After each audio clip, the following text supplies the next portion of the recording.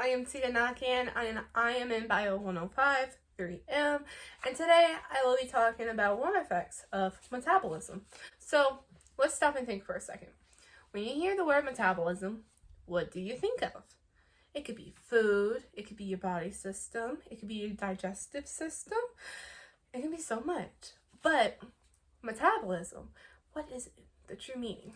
So I found out that metabolism is the chemical processes that occur within a living organism in order to maintain life. So basically exactly what I said, but it helps fuel your body system. Now, metabolism refers to all the chemical processing going on constantly inside of your body that allows life and normal functioning. So if you think about it, metabolism, if you don't have it, it's going to be hard for your body to process without it. It's a process that includes those that break down nutrition and fuel food. So a slow metabolism is aggravating it, right? So that can lead to something called IBS. Now, IBS is common, but most people really don't know what it is. IBS is irritable bowel syndrome.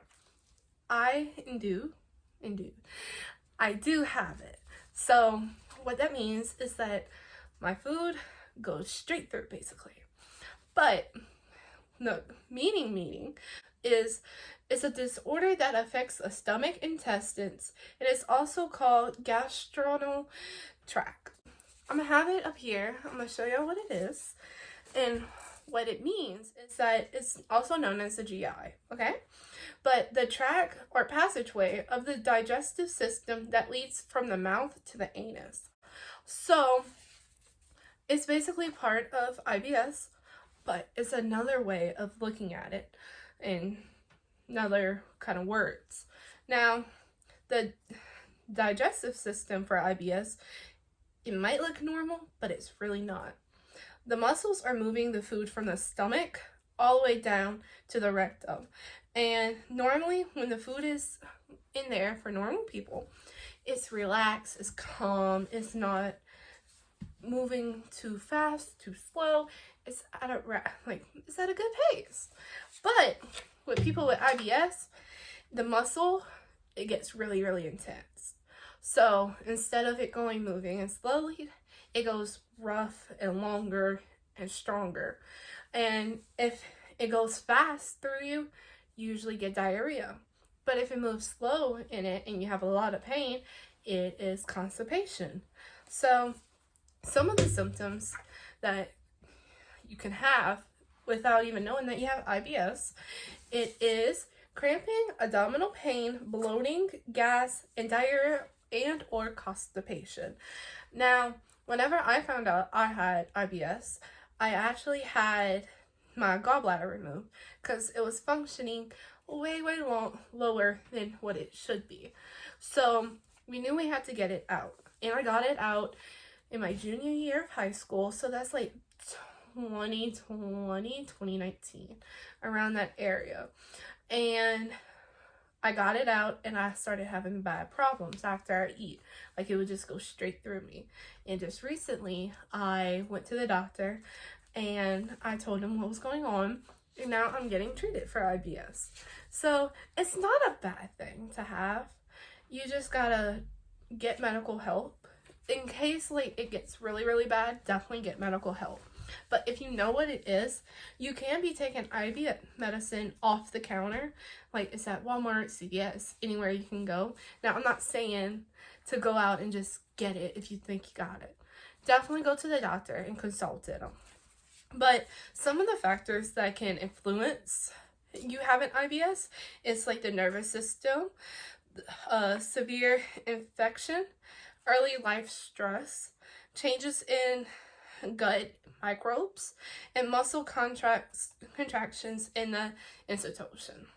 So all those are factors that can help prove that you have IBS. So in my case, I would think mine was maybe an infection because it's been a while since I had my gallbladder taken out. Not a while, but a good bit of months. And then I started getting affected by it, and that's what I have.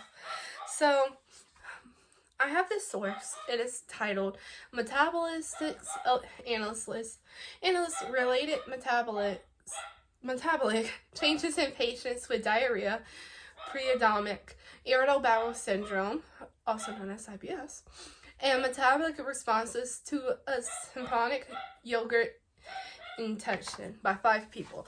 They have written this article. I've read it a few. I have my little quote right here, but they wrote this like little article doing a test on yogurt, because sometimes IBS is influenced by like lactose intolerant, dairy, all that.